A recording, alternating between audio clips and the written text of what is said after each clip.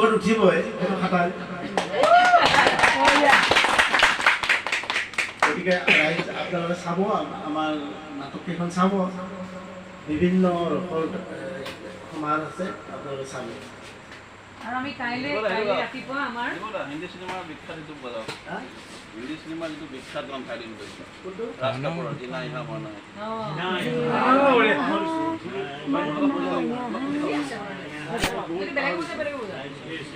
কাইলে আমাৰ ৰাতিপুৱা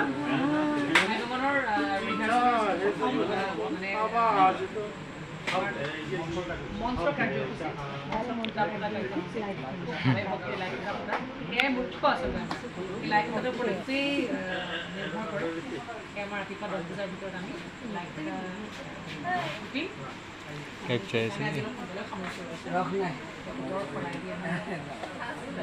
আৰু আপোনাক আশীৰ্বাদ কৰিব